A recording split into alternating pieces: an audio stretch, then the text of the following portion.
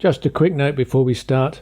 This entire first season of Inspired Business was recorded before the coronavirus outbreak in the UK. Hence, there being no mention of it in the interviews. Thanks. Enjoy the podcast. Hello, and welcome to Inspired Business, the business podcast from the University of Derby.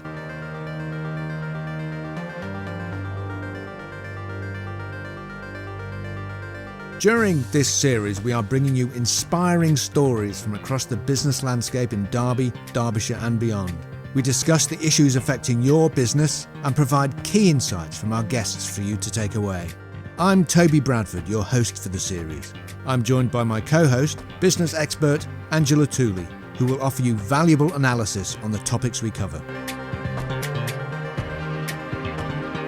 In this episode, we're going to talk to Jon Eno about how he's been able to make his passion and his hobby his business. I'm here with Angela Tooley, our resident business expert. Now, Angela, you know Jon. Yes, I do. Jon's a great supporter of the university. He comes in and works with a number of our students. And as well as that, supports a number of our business events. We had an event last year and he brought along his band and entertained all our business people as they network together. So, yes, I know him very well. He's got a great business. He's increasingly successful. He's had a great couple of years, but not just his music business, which is what he's known for locally, but also he's farmed and he's now beekeeping in France, I understand. So he's taken a lot of his passions and converting them into commercially sustainable enterprises. Yes, and we talk in great detail about some of his passions. Anyway, without further ado, let's go and hear what Jon has to say.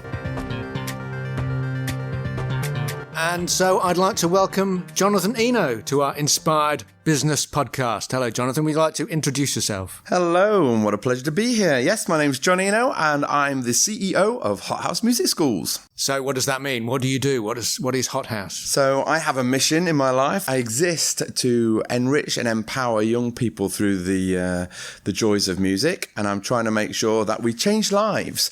And we really would like everybody to value what music education can bring to them, regardless of whether they want to be a musician. So in this Hot House Music School, so what do? You bring kids into school classrooms, or do you go out to them? Well, it's a good question, actually. So what is a Hot House Music School? So if you've come across Stagecoach, Stagecoach is like a drama school where children will attend and they'll learn acting and lessons within another school building. So that's essentially what we do. We offer music lessons, music ensembles, recording and international touring for young people across the UK. That's something that stands out to me, touring. International touring as well, not just touring around the UK. So we've got a CSR, which means that we're dedicated to enshrining our delivery around these four guiding principles of access, nurture, employability and legacy. And so we hire a school in a local area and then we offer these activities to young people, always making sure that we're delivering on our CSR. And so we're hoping that the children will come to us because they're interested in music, but what we would like them to learn is the other skills that they get from music. So the ability to get on with friends,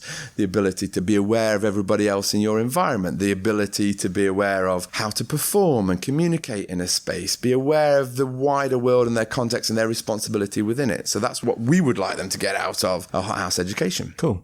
And when you tour with them, you create bands for them? What are the... So the general sort of customer storyline is they come in when they're 5 or 6 years old, they will learn a piano or a clarinet. After a year or so, they'll be invited to join one of our ensembles. And we've got lots of different ensembles right the way through up to 18 years old. And each of these ensembles are then given an opportunity to go on tour. So the younger ensembles are invited to go to Disneyland Paris and perform at Disneyland in front of the castle. And as the kids get older and they get better, then they get invited to go on more adventurous tours. So whether that's coast to coast of America or a European tour, or like next year's tour, we're going to be doing the Asian Peninsula. We're doing Tokyo Olympics and Hong Kong and Singapore for the High Commissioner over in Singapore. So the benefit of going on tour is that kids learn to look after themselves. They get a bit more with it with life. They know about culture and society. They know what the problems are that are affecting the whole world. And that's key, really, because we want them to be able to think, what do I want to change in life? What do I want to be able to deliver? Not what do do I want to do as a job, but what do I want to change? And by giving them those experiences, they can make their own mind up about what's important to them. Cool. I'm slightly jealous. I'm thinking of joining one of your ensembles. Well, we do have a gospel choir for adults based right here in Derby, and I do believe there are some Derby University people who attend already. And that ensemble, we really put that together because we felt that adults within our community needed a place for support within each other. Life's difficult enough being a grown-up, so we put this together and they sing all sorts of songs, and then they get to go on tour. They've sung in Venice, and next year they're doing Tuscany, and with a bit of luck we might even do Cleethorpes. Gotta love a bit of Cleethorpes. So is Hot House the only thing you do? Have you got any other irons in the fire, or is it? Well, we do a lot. I personally do a lot of things. I'm one of those people who can't say no, who always says yes, and is generally really interested in everything about life. So whether it comes to sales, we've got a internet sales company, which is doing very well, where we sell sheet music and, jazz-specific sheet music around the world. So what's that called? That's Big Bang Music. And rather a nice backstory to that one. I found that if you're quite kind to people, then life has a certain sense of karma and it'll treat you the right way. And a few years ago, I got a phone call from a friend of mine down in Colchester who'd been running a company called the American Stage Band Music Service. And it was, at the time, the biggest company in the country for selling our type of sheet music. And he said to me, John, it was New Year's Day. My wife's not very well. She's in hospital. I really can't cope with running a company. Are you interested in having it? And it was a case of, yep, I'll get a lorry, I'll come down, I'll pick up £500,000 worth of sheet music, I'll take it off your hands. How much do you want for it? Nothing whatsoever, just keep doing what we're doing. We love the fact that you like the music. Wow. Yeah, great times. And we believe the same thing. If we treat people well, they should, they'll treat you back. And we talk to the kids like that as well. If you treat an audience like a mirror, they'll reflect what you give them. And that's one of those guiding principles that we have. Brilliant. But big band music, jazz music, this is your thing. This is your style of music. Yeah, well, it's supposed to be. So I started off as a little trumpet player back in Ripley, just up the A38. And I used to play the last post for all of the church ceremonies when I was only 8 years old. And I really wanted to be a classical musician, which meant that I fancied going over to the Birmingham Conservatoire of Music and becoming a proper soloist. Unfortunately, as I was going through my university years, I realised that I would get paid more for doing a commercial show with the BBC than I would do for doing a classical show with the Halle. So I kind of went to the dark side and did the light entertainment stuff and did a gig with Michael Burke, the news presenter, and that was it. Never turned my eyes back on the classical road. But from that point onwards, I kind of fell in love with commercial music, everything from your Strictly Come Dancing right the way through to your classic big band. And that's my favourite area of music. And is that the area that you teach the kids? Because I have seen your saxophone ensemble play in Derby, and is that the kind of thing they're all doing? And I would probably say that we're going through a generation of kids now that don't label things. So whereas when we were growing up, when we were little, you were into punk or you're into mods or you were a rocker or, everybody wanted to be something because it was part of their identity. Nowadays, we strive really hard not to label things, both business-wise and education-wise, because as soon as you label something, people get stuck to that. And that's one of our issues with labeling kids. If you say, I've got autism or I'm on the SEN spectrum, I'm a vegetarian. Everybody wants, if you give them a label, they get stuck to that label. There's a certain sense of gravity that drags you back to that all the time. And we've found that people have a perception. If you say you're vegan or if you say you ride a bike, or people have got a concept of that, and we don't want that for our young people. So whereas the kids will learn a bit of big band music and a bit of rock and a bit of pop and a bit of folk, a bit of Latin, we don't classify it. We want them to think of they value music. And that's one of those big differences. We don't say we're a brass band, we're not an orchestra, we're not a sax, we are just musicians, and we want them to value the music. Now, one thing we haven't talked about yet, but we'll need mentioning is you now have some letters after your name. Yes. Where do I start with that one? So I'm assuming that we're talking about the British Empire Medal, which is very cool. And I'm super buzzed about it, actually. When I was little, I used to be a trumpet player at school, and I'd look at all my music teachers, and they'd all have lots of letters after their names. It would be GSMD, LTCL. As a musician, as you pass your grade 8, you then go on to your diplomas, and you could start getting letters after your name. And it was always something that I really wanted to do. My mum and dad never had that, from working class background. They went to university. university, did a teaching certificate or a Bachelor of Education. I always wanted lots of letters, so I went and did a degree. I went and did a postgraduate at Leeds College of Music. I then did a master's down at Anglia Ruskin, and then I did the GTP at Derby. And then literally 2 years ago, I decided I wanted to do something with my dad. My dad's a great piano player, so I said, Dad, let's go and do a diploma on our piano and saxophone, just for fun, for no other reason, and just to get a few more letters after me. It's just been a joke in the family that we try and get more letters. So there's more letters after my name than that's actually in my name. And then, to my absolute amazement, I got a letter through the post that said, Mr. Eno, we'd like to award you a British Empire Medal for services to education. And to be absolutely honest, it's blown everything else out of the water. I can't tell you how much this means to me, and not because I'm big into the royal family, not because I'm big into MBEs and all of that, but because actually I'm so aware that I've had a positive impact on a number of people's lives, that they've cared without me knowing anything about it, to write a letter, to put together a pack, to say, please can you let Jon know that we value him. And that is an absolute validation of what I believe about doing something for the right reason and then getting something in reward because it's the right thing to do. And I will use the British Empire Medal to help me keep delivering what I care about. You know, I really will go away and I'll use it to get a meeting with the Secretary of Education. I will use it to get through the door at the Musicians Union because I'm passionate about our message of making sure that we can get kids a balanced education. So, you know, blown out of the water by it. And I can't tell those people enough how grateful I am that they cared enough to do that for me. I think we've kind of touched on it a little bit already, but why do you think Hot House has been so successful? Obviously, the way people feel about you to nominate you for a British Empire Medal says something about that, but why do you think it's been so successful? I would like to link this to sort of like my personal development, really. So when I grew up in Ripley Mill Hill, I grew up in an ex-mining type community. There wasn't a lot going on. The aspiration was very low. You were ever only going to go and work in the brickyard. There wasn't really the opportunity for everybody else around me to go and do more than that. It was quite limiting. So I was fortunate enough to have my parents who think, right, you're going to go to university. It didn't matter which university, you were going to go to university. But as a result of it, I found that as I grew up, I was quite an arrogant young man, and I didn't like the way that I'd grown up, and I didn't like the way that I was behaving with friends. I didn't like the way that I was to my peers and my staff. So I remember when I was 18 making a mental choice to change my life and say, I can be a better person, I can be a kinder person, I can make a difference to those people around me. And I think I used the music to cover the fact that I was extremely shy.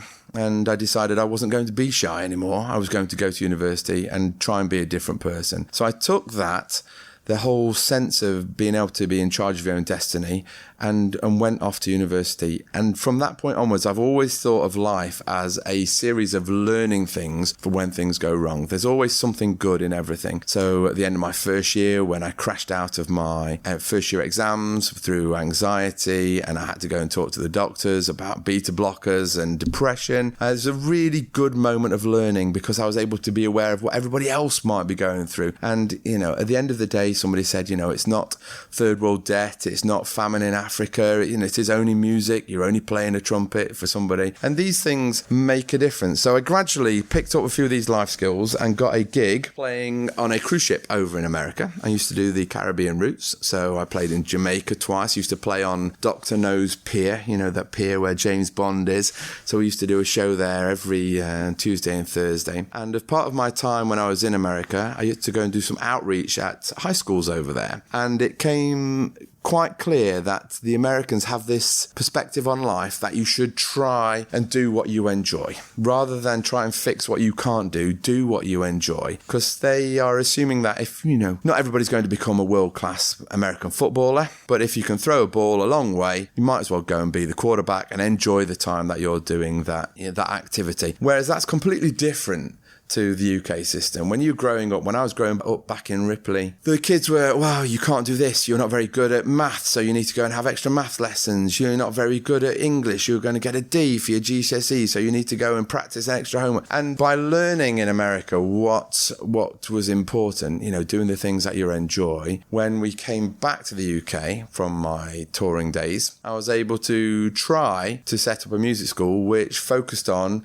saying to the kids, if you're really happy having a go at playing really fast in your solos, you have a go at that. And if you're really happy at playing high, you have a go at doing that one. Don't worry about the fact that you can't play really quickly. Don't worry about the fact that you can't sight read. We'll find a way around those things. And it was that kind of, you can do this, you can be positive, that meant that we grew really, really quickly. And it's taken a good 17, 18 years for me to refine the methodology. But now when kids arrive to us, we are right away from day one and making sure that they are happy. Day two, it's making sure that they're being kind to themselves and their people them around them. And then day three, it's making sure that they continue to do that all the way through their journey. And hopefully that's what some of our parents and our other stakeholders see. They don't see education, they see an approach to life which their kids might be able to take with them. And we like to think that that's paying benefits now, because some of our alumni are going on not only to be amazing musicians. Obviously, the drummer for Noel Gallagher is one of ours. The trumpet player for Michael Bublé, he's one of our alumni. The guy who does X Factor, he's one of ours. We've got some phenomenal musicians. But actually, the lady who is the legal counsel for the Paralympic Committee, she's one of ours. The list is endless. The partner of Bird and Bird, they're one of ours. The guy who's setting public health spending for the NHS is one of ours. Went to Oxford. We're super proud of those, and we're hoping that they've taken something from our approach about making their lives count. Because it's not just about the music. That's the whole thing. It's just absolutely not about the music. Having that state of mind where I know I'm good at this, I'm going to try and be as good as I can possibly be at this. So the things I'm not so good at, they won't matter so much because I'm going to be so good at that. Absolutely. And the Americans are all about that. They're about, what can I make $1 on? What am I good at? Have I got the gift of the gab? Am I great at selling, or have I got a great product? And with something that the UK, we need to do more of. We need to look at our kids and think, what are their natural talents? Not what are the bits that they can't do and what we need to make sure that they're really good at. What are their natural talents? What do they naturally want to be able to do and achieve? And then invest our time in making that part of their life happy. And then hopefully we'll go back up those OECD tables for 15, 16-year-old happiness and having a purpose in life. That's our mission. It's weird, isn't it?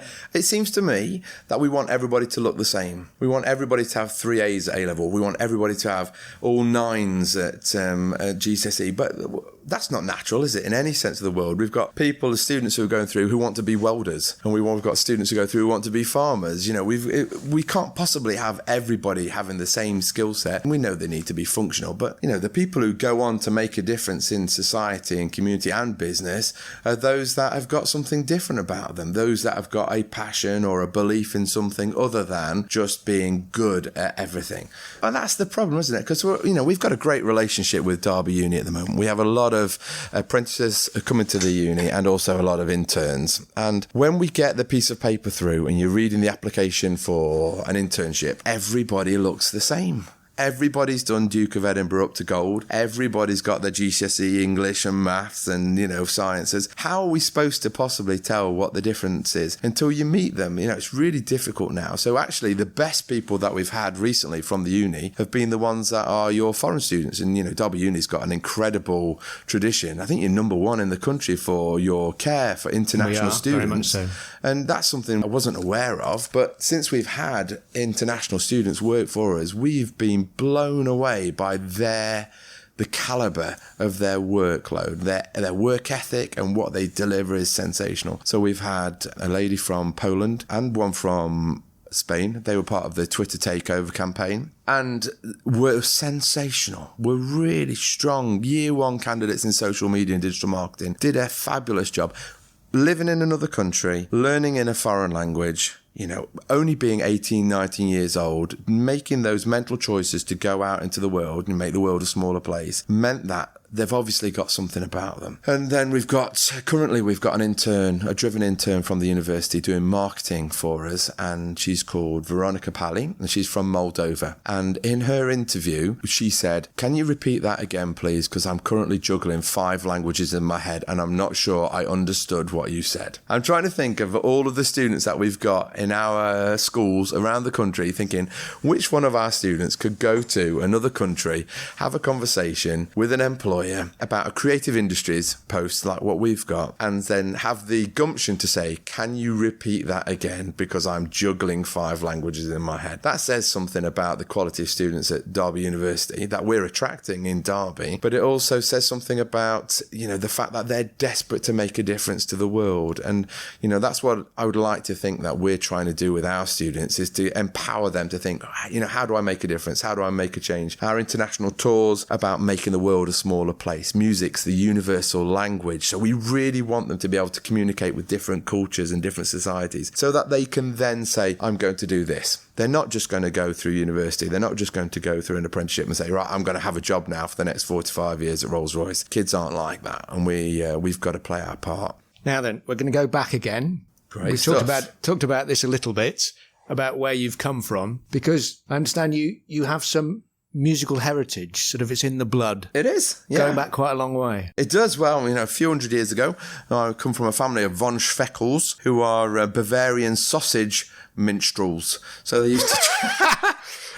Yes. Sorry. Don't know what to say, really. Do they play the sausages? Yes, absolutely. So they would travel around Bavaria with their sausage grinder, their organ grinder, and whilst they were making sausages, they would sing to the general public, and then they would try and get people to buy their sausages. And that, I don't know whether there's any truth in that story, but that's one that's been passed down our family for years. And that's all of my father's side have been big musicians. So we're related to Jon Eno, who's U2 and Roxy Music, and then there's another guy called Roger Eno, who does a lot of work for the BBC. My great-great-grandfather was principal clarinetist for Kaiser Wilhelm's Orchestra in World War I, and our family was interned, apparently. So we are music through and through. My great-uncle Carl, he used to live in a terraced house down in East Anglia, and he took a saw to the upstairs and cut out the first floor so that he could build a church organ in a row of terraced houses. And popular with the neighbours, was he? The neighbours didn't really know what to make of him, especially as he used to wear a suit of armour, I think, to go to work. He was one of those odd sides, yes. But, a definite musical heritage, and all of our family are now musical based. My father, ex-head of music. My brother is a deputy vice chair of music down at Dulwich College, and my uncle was a head of music. So there's a pretty big tradition, really. And can you remember what your first musical experience was? Absolutely. And like most kids that I've come to realise, the very first time that I played a musical instrument, I would have been 5 years old. I burst into tears. I can remember it to the day, and I kid you not, it still happens. Children are so emotionally moved, for good and for bad, by their first experience on a musical instrument. They will burst into tears, they will burst into laughter, they'll run around the room. There is something intrinsically earth-based about making a sound on a musical instrument, which is just awesome. And the power of that is, it can be completely overwhelming. So that was my first experience. And quite quickly, we went into orchestras and bands over at Tina in Derby Music, South Derbyshire Music Centre. And actually, my favourite memories would be at Ronnie Scott's Jazz Club when I was 19 years old, and I'd just driven our family Lada Samara car down the M1. Yeah, it fell apart halfway down, and me and my younger brother went to watch the Count Basie Orchestra for the first time, and it was led by a chap called Mr. Frank Foster, and we had our first cigar in an actual jazz club watching the best big band in the world. And that was one of those moments where we thought, yeah, we are really living now. So that was cool. So was that one of those things where it's like, yeah, that's what I want to do. I want to be that guy over there. That is exactly one of those things. It happens to lots of different people at different times. And whereas my brother said, I want to be that guy who's playing the tenor saxophone, I said I wanted to be the guy who's standing at the front conducting, making sure that everybody else is doing their job properly. And I ran my own ensembles and my own groups from that point on, right the way through till today. So, yeah, it's been a good time. Now, we talked about sausages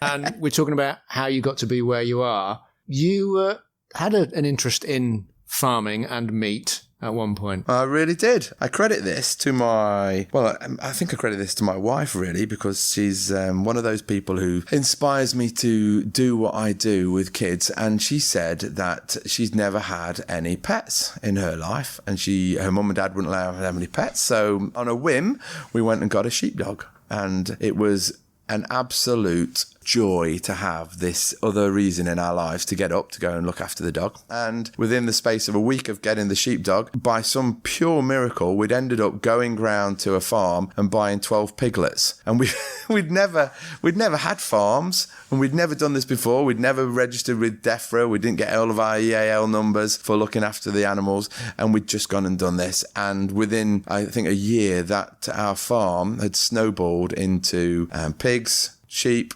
donkeys, goats, and cows. And we quickly realised that, and we wanted to do real farming. So that was holistic farming. So we weren't injecting them with antibiotics. We were doing this the slow way, and we wanted to do it organically. And we wanted to see whether we would be emotionally involved with looking after the animals, and whether we would have an issue with eating the animals at the end of it. And as it turned out, we found that if you looked after the animals and cared for them, there wasn't a problem with taking them to the abattoir. There wasn't a problem with going to the butchers afterwards, and we would do the butchering ourselves. And there wasn't a problem with eating it. What there was a problem was going to Tesco's and seeing 10,000 chicken breasts in plastic wrappers. And kind of this whole movement of environmentalism and eating less meat comes from the fact that people don't know where the meat comes from, and they don't know how long it takes to get there. One cow would last a family over a year. And so we eat far too much meat, and not because we need meat, but just because of the accessibility of it. It is there. And by running our own farm and making sure that we knew where it came from, it's kind of rebalanced what we think's important in life. Being outdoors, breathing, walking, talking, getting the movement going, looking after something that needs care is a real privilege. And actually, for all the farmers that I know, and I know some of my best friends are farmers, they do have the best job in the world, because you will never find an animal that gives you any grief or gives you any back chat or gives you any negativity. An animal is absolutely honest all of the time. So whereas we might go to work and there'll be some customer who turns up who's had a terrible day and they take it out on you, the animals will not do that. They will only give you trouble if there's something wrong. As long as they've got, water, a place to stay, they're being looked after, and you treat them kindly, they will give it you back. And they're very, very much like children. If you treat them well, they will treat you well backwards. And the lessons that we've learnt there farming, we adopt in our life to the day. Do you still farm? So unfortunately, the government decided in its great wisdom to do a compulsory purchase order on our farm because they wanted to build a big new road down the A50. So we were forced to sell all of our animals, and they were going to knock our house down. So they kicked us out of our house. Not sore about it at all. Yeah, he says. And then we found out a week after they kicked us out that they've decided to shelve the project, and they're not knocking down our house now or our old farm, and it's just there empty up on the A50 in Utoxeter. So we don't farm now, but we have decided to move to a place in France where we've got some land, and we exported our bees, because we do bees as well. We're very careful for the environment. We took our bees over, and we now have English bees with passports that live in France, and we make English. We actually had to have passports. We actually had to have bee passports. Individual for every single bee. A group passport. A lot of people don't know, but there's an inspectorate or a ministry of bees in the UK. Sounds like something out of Harry Potter. But we had to have this inspector come round in his full bee suit, and he inspected all the bees, all the hives, gave them a little check, took a little photo for their passports, and gave them a piece of paper. And we exported these bees to our farm in France now. And our long-term dream is that we will go back to farming once we've finished our journey with Hothouse. But we did take the bees under the Channel Tunnel in the back of a minibus. And if anybody wants to know what fear is really like, driving a minibus full of 4,000 bees is terrifying. So we had to let DEFRA know. We had to let all of the Channel Tunnel know. We had to let the French animal authorities know that we were coming. Did they put you in a carriage on your own? Yeah, no, you would think so. We had to put the beehives in muslin. So you wrap your beehives up in quite a lot of muslin, and then you tie it at the top, and then you put it in there. And you only have a certain amount of time because the bees, they warm up quite a lot. And then all the way around the minibus, we had to put big stickers saying, transporting live bees. So if there was a crash or an accident and all of them escaped, the fire engines would know to come with a special type of foam so they could stop the bees escaping. And then we drove down from Derby all the way down to our farm in Brittany. And about an hour and a half before we arrived at our farm, a bee landed on my shoulder in the driver's seat, and we realised that we had an escapee. More than one escapee. We had quite a few bees that started to escape from one of the hives that we were transporting. So it was quick on with the bee suit and do the last hour driving with a few bees flying around the minibus just to get them down to our farm in France. So you got pictures of you driving in a bee suit, surely? In a bee suit. And, I like to think, actually, it was one of those best moments of life, because now all of my friends over at Marketing Derby, John Forkin, the whole team, they all get regular French honey. And if that wouldn't be happening if I hadn't made that fateful journey under the tunnel. I think we must be the only family in the UK that's got bees that's gone under the Channel Tunnel. So very cool. Good stories. Pretty amazing stuff. Now, talking of France, moving on, it's one of those strange segues that I'm going to make now. You're living in France now, but going back to Hot House isn't just in the UK. It's in various other countries. It is, yeah. It's in Paris. Well, we're looking at launching our first school in Paris. It's actually in Lyon. So we think Lyon is going to be our European headquarters. So part of our vision for Hot House, because we really believe in what we do for children, we want to take Hot House across the globe, and we want to bring our approach of education and what life is all about to children all over the world. So we've got a headquarters in Singapore, which is being run by my best friend from France, a guy called Benoit Trouvert, and I've known him for 38 years, and he's a trumpet player like me, and so he's running that. And so we've got students learning in Singapore, and he's in charge of our Asian Peninsula development. And then we've got a school in Lyon, which is being run by Anastasia Massé, and she's going to be in charge of developing the European arm of our company. And the next bit will be Germany and Bavaria, funnily enough, going back to home roots. And then we've got plans to launch our headquarters in Texas for North America, and we've got 100 schools lined up for North America in phase A of the international expansion. So we really do, we've got a very ambitious vision for the company. We know it works, we know the model works, we've tried it, we've duplicated it, we've got an incredible non-executive team, and all people that I know are successful have surrounded themselves with people who have succeeded in their field and have not succeeded straight away in their field, who've tried lots of different things. There's the old adage that you have to fail before you can succeed, and that's true for every single thing that I can possibly think of. And one of our non-execs is the ex-business group director for Dolby over in San Francisco. Used to work in big corporate structures, big corporate functions, and we deliberately thought, if we want to be a big, billion-dollar company in whatever many years, we need somebody who's ran one of those so that they can come down with that. We need somebody who's been a specialist in startups and growing SMEs to be in large companies. So we've got the chief technical officer for Machine Max down in London. They're a Shell subsidiary company. He's one of our non-execs. And then we've also got an employment solicitor who's focused on SME legalities and making sure that we're doing all the things the correct way from the ground up. So we've got a phenomenal team, and we work our business plans on 3, 5 and 7 year cycles, and it's working. We are ahead of where we should be on our projections and forecasts at the moment. So with a bit of luck, the European school will be rocking and rolling soon, and I'll get to spend more time back in my native France, which would be super cool. Brilliant. So thinking about where you are now and where you're looking to get to, so when you started out, when was it that you started out, and was it just you when you started out? So it was just me when I started out, because I was desperate to work out whether this approach of just saying to the kids, if you enjoy that, let's do that. Let's really focus on that and enjoy that works. And it grew 200% in the first year. And within 2 years, we had 5 staff. And so now my team that I've got around me are all on message about what we're trying to deliver. And, we are growing at a rate of, this year is 170% on last year. So the rate of growth is huge. And I think, within 3 years, there'll be 60, 70 schools across the UK, hothouse schools. And, we've got this target of reaching 1.6% of the school population in the UK. And it seems very real. And we want to be the musical version of Stagecoach and the musical version of all of these swimming schools. We want to be doing this. We want to be reaching kids and giving them the opportunity of a hothouse education. So in terms of your story, you know where you've come from. You've got a long history of music and you know where you're going. So do you think that helps you, knowing your personal story helps your business story?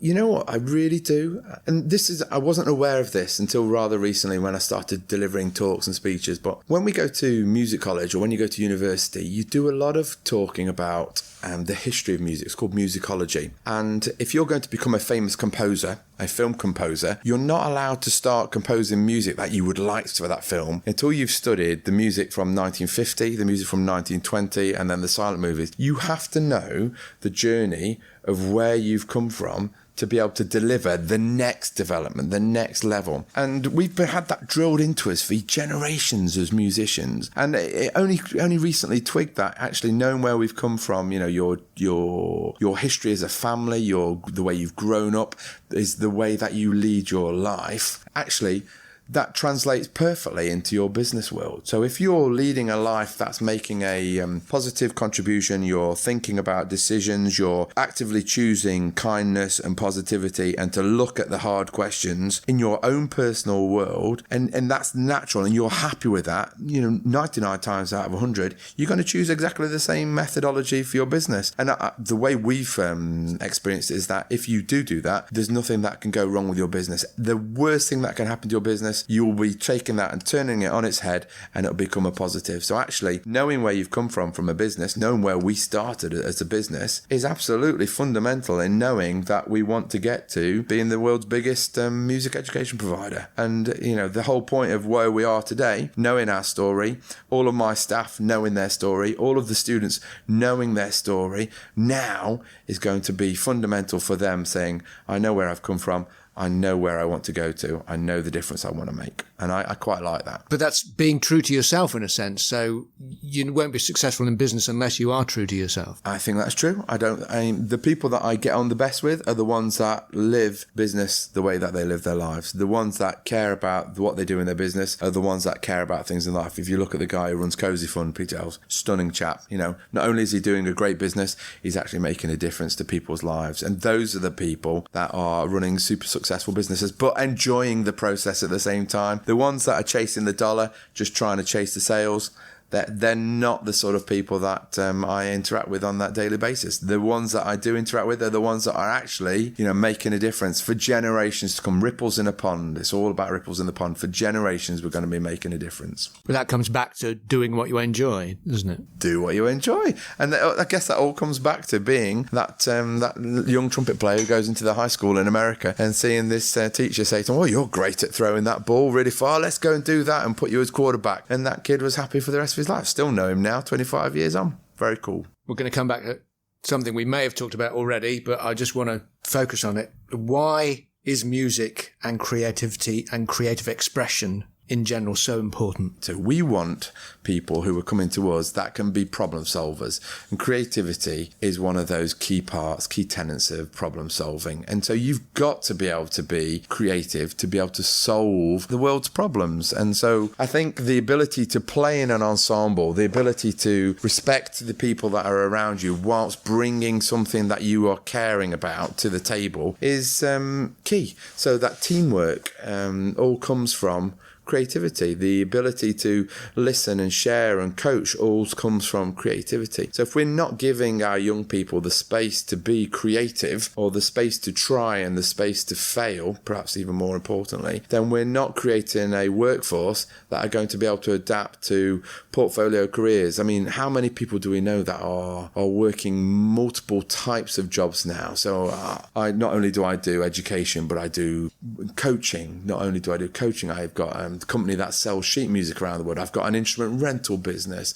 I do farming. I care about bees and environment. We have portfolio lives. It's not one dimensional. And I think that comes from creativity. And the kids today who are going through the School of Digital Arts in Manchester, for example, are learning how to adapt and to how to monetize their skill set. They're coming from this. Where do I want to change something in the world? What do I need to do? I need to be creative, so I need to be able to adapt. So we're looking at creating courses and content which makes a difference to young people, I think. Now, you live in France now, but you still see Derby very much as your home. Coming from Ripley, and Derby is still the base. It's my spiritual homeland, absolutely. Base of Hot House as well. Derby is from my point of view, Derby is the birthplace of innovation, and of everything good in the world has come out of Derby and Derbyshire. And everything that's good that's happened in my life has come out of Derby. I'm immensely proud of what we do in our small little city. It's like a village. Everybody knows each other,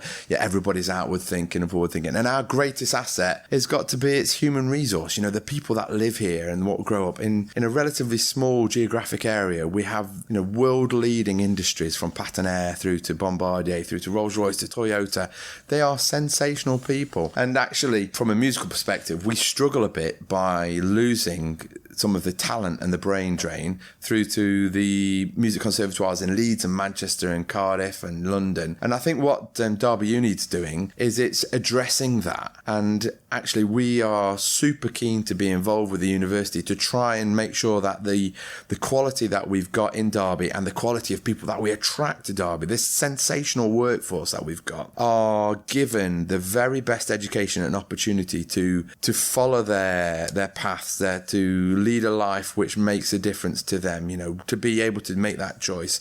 And there's people at the university like Chris Bussell, who's the Pro Vice Chancellor for Life, who was making a real difference to the way that this city is looking outwards. Whilst we are caring about our heritage and where we've come from, you need to know where you've come from to where you're going to go. And our city is all about innovation and making a difference to the world. And I think, Derby's on the cusp of doing something extremely special, and that's all focused around the university. And the longer that we can be involved with the university, the more that we can be an outlet for their students, the more that we can help them with their research, the better it will be for our business. This B2B relationship that we've got, thanks to people like Bev Crichton and Julie Stone, that is intrinsic to our success, but it's also intrinsic to the success of the uni, and it's vital to the health of our city. We will be a modern, zero carbon city with great environmental credentials. We will be making a difference in the world, and we, as a population of our city, we need to get behind initiatives that are being led by the university to actually make a difference, because we want our next generation to be the ones that own what we create for them. We want them to take it on to the next level. And our company in Hot House, a lot of people think we just teach music, but we're not doing that. We're actually teaching kids to be the next generation of parents. We want the ones that we teach now to understand that we're teaching them to be the best that they can be, so that their children, their next generation, have got a chance to make this world into a better place. And so if we all adopt that strategy, that thought process of making a difference and making sure that our people of today are outward looking, engaging, thoughtful, we're going to be in a good place in a few years' time.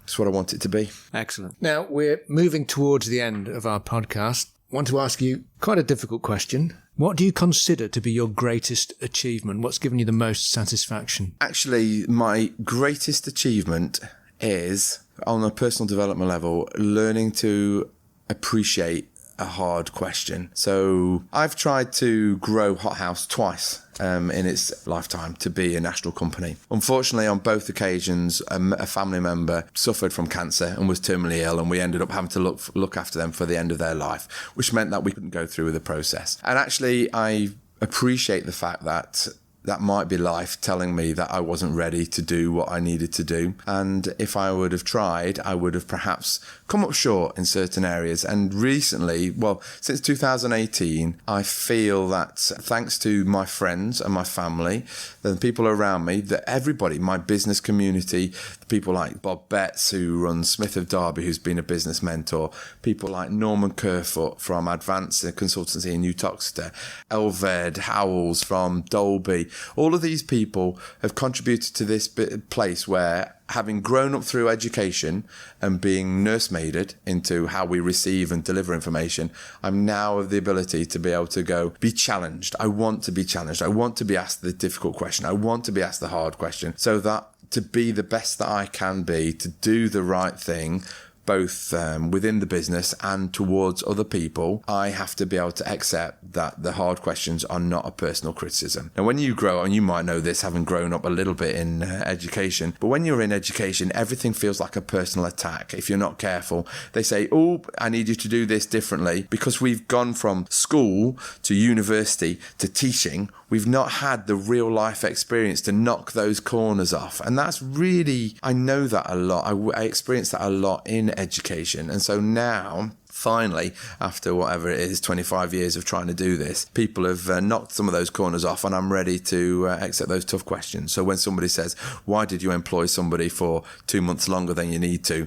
I have to come back with a reason and, accept that I was in the wrong. Or vice versa, why didn't I give this person a longer probationary period? The HR and employment is the most challenging part of what we do, and the questions that I get directed around that are the most challenging, and those are the ones that I appreciate. So hopefully I will be a better person and be able to answer and help more people by having gone through that process. Okay, that's a very interesting reaction to that question. Yeah, it's not, I can imagine I could have said, actually, the time that I played Darley Abbey Park for the first time, or the time I went on stage with Jamiroquai, or the time that I did a performance with Gary Puckett and the Union Gap Band. Those are all nice moments, but actually the ones that are going to make the difference are the ones that I'm not comfortable with. So the ones that I am having to learn from, the ones where things go wrong, those are the bits that are the most valuable to me. So that's the bit that I would recommend other people to be open towards, is to accept that those negatives are actually, a really good lesson in disguise. Something you can learn from. Every minute of every day. Now, really almost there now. Yeah. So this is the question we ask all our podcastees. What's the single most important piece of business advice you can give to our podcast listeners? Keep moving.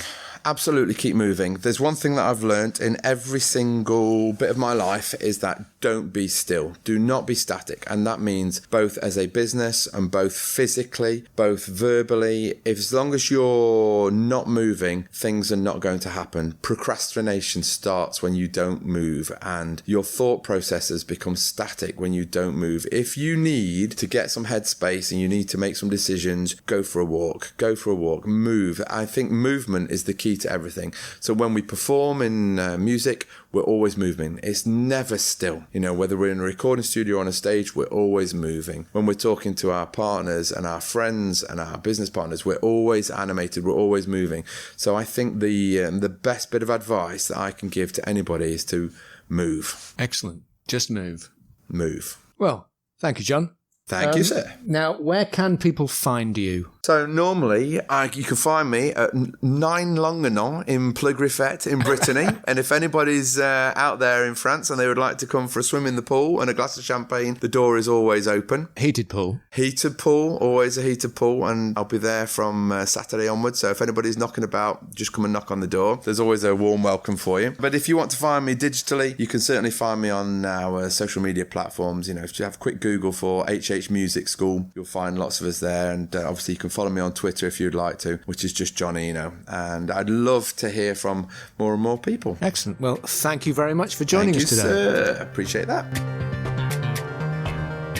I'm back here again with Angela Tooley, our business expert.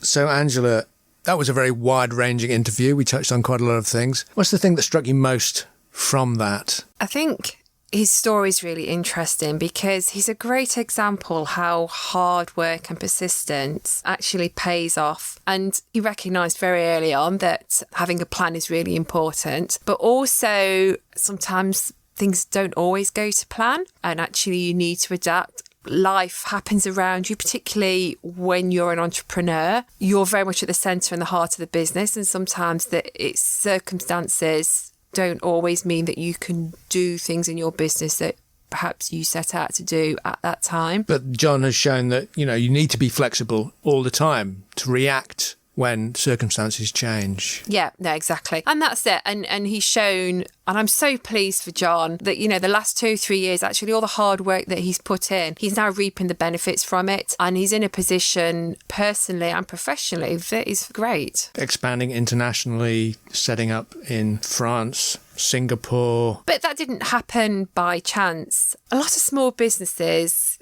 don't think that having a plan for their business is important for them. They think it's something that only large businesses do. And we're not talking about, a 50-page formal business plan or anything like that. But even just having, an A4 sheet of paper or a bit of flip chart paper stuck on the wall that kind of sort of lays out your sort of short and medium term goals and some clear actions as to what you need to do to achieve those is more than enough for a smaller business, because it keeps you focused. It stops you being, we often talk about busy fools, but actually, sometimes you need that challenge to say, well, actually, am I doing the right things? Are the things that I am doing going to help me achieve what I am setting out to achieve? And that's really important, not just personally but professionally. And I think Jon's a great example. We see so many business owners who are disillusioned with where their business is. And sometimes these are hugely successful businesses, but actually they've kind of become a bit of a chain around people's neck, and actually they can no longer achieve some of their personal objectives because they've tied down by the business, because they're caught up in the business. They don't have anyone who can support them, who can help take some of the strain. And so I think it's really important that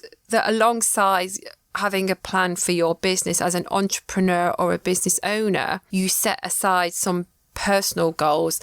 And that may be that in 5 years' time, you want to partially step away from the business and do other things, or as Jon's doing, spending more time in France doing other things and things like that. But actually, by having that, you can then start identifying what the gaps are to help you achieve that. And it may be that if you want to partially exit the business in 5 years, you need to start thinking now about, well, what do I need to put in place? Do I have the team around me who can take that business over when I'm not in? If not, then how do I find those people? You may decide that actually you want to sell the business. That isn't a quick process, but actually having those personal goals is just so important. The point that Jon made about being able to be yourself within your business, because it's his passion, who he is personally helps mould his business, and as his personality changes, as his own personal goals change, then the business will change with him. Yeah, and I think he used the phrase, sort of remember your beginnings and your story and be true to yourself. And that really resonated with me, actually.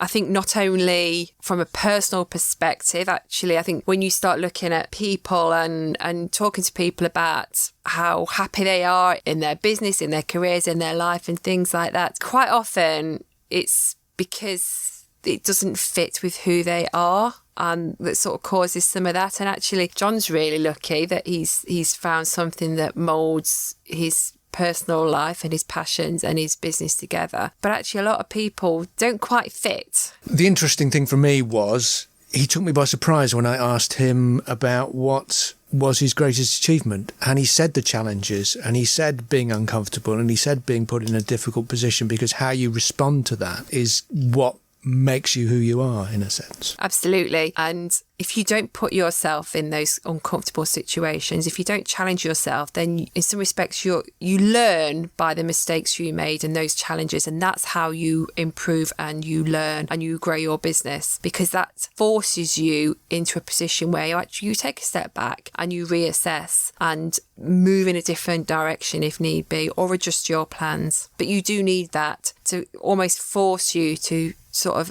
step away from the detail, look more strategically at what's happening and make those assessments and have those honest conversations with yourself and your team. Again, it's thinking creatively, and Jon was very much an advocate of giving children, the pupils who come through his schools, just a creative idea, and the idea that you need to be flexible, you need to be able to respond to different situations. Yes, and those soft skills are so important nowadays. That sort of creativity, the problem solving and things like that. It doesn't matter whether you're in a creative business or a manufacturing company or a services focused business. Actually, they're transferable skills, and they are the skills that are going to ensure that a business survives, because in an ever-changing world, and we've spent a lot of time in these podcasts talking about the challenges in terms of how you adapt and adjust to the external factors that are happening around us. They're the skills that the best businesses have that make them survive and grow in what have been quite challenging circumstances over recent years. So whether that's a small business, a one-man operation, which Jon was when he first started out, or a larger business. Yeah, and actually small businesses are better at this because they're not caught up in lots of process and policy and governance. So actually they can make decisions very quickly and change very quickly compared with the large businesses, which is a bit like sometimes steering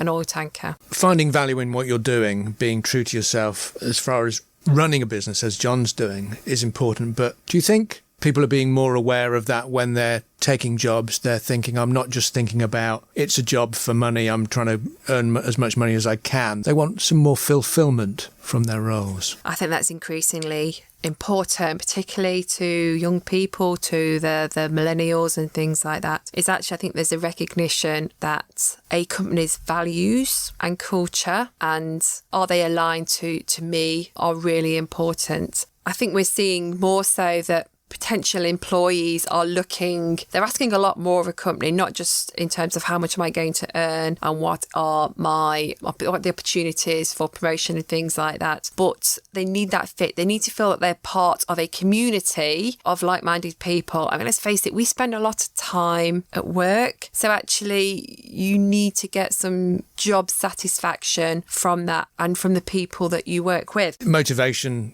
increases productivity, and what motivates you are the people you work with, the ethos of the company you're working for. No, that's it, exactly. I think we're in an age now, and there's the research has been done around this, how the amount of days, for example, that we lose through mental health issues, which obviously affects productivity and things like that. So actually companies are recognising that the more they can do to support the well-being of their employees and be more empathetic to their personal and social needs is even more important, not just in terms of recruiting people, but also retaining people. Very few people leave work because they're not paid enough. Actually, when you ask people as to why they've left an employer, it's because they don't feel they have a great relationship with their team, they have issues with their line manager, the culture doesn't feel right.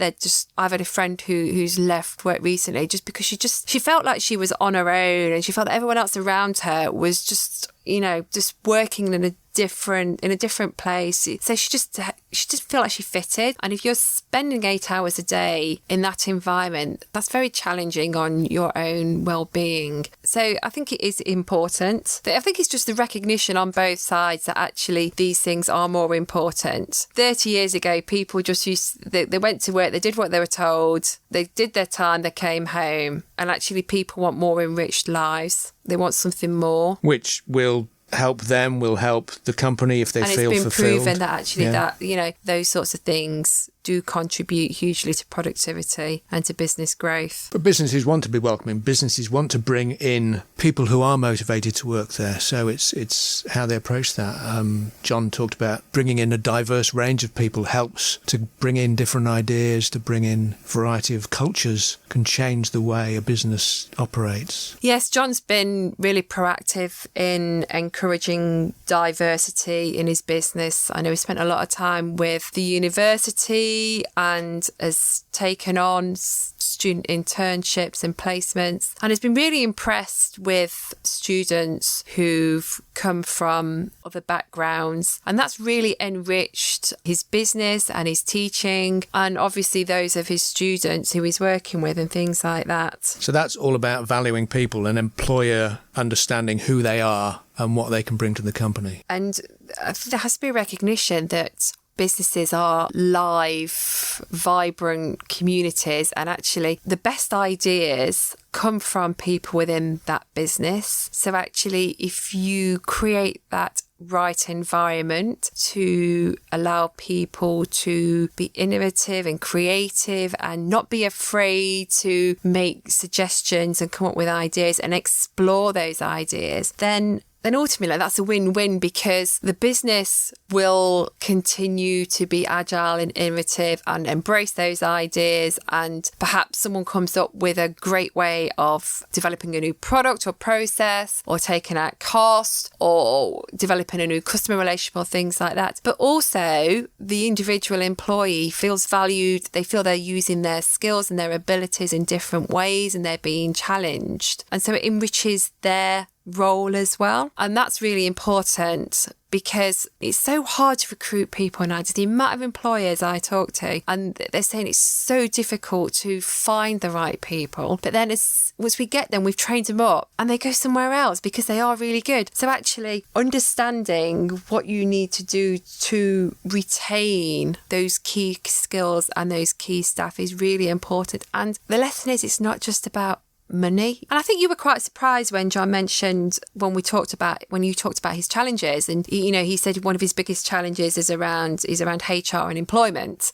And actually, I agree. I think if you ask 9 out of 10 managers, I think they would all tell you that actually the people aspects of their role is very challenging, because you have a duty of care to those people as well as the business. And actually, you have this dichotomy where actually you have very clear business goals and objectives that you need to achieve, or that you're being asked to deliver on, and things like that. But at the same time, you have this team of individuals who you need to support and nurture and develop, and who all have their own individual characteristics and wants and needs. And you have to manage that and support that. Support is important, which Jon was very positive about, the network of support that he has, mentors and people like that who help him within his business. And that's so important. And you don't have to do everything yourself. And I think Jon, we go back to the start of the conversation about having a good plan, is that the fact Jon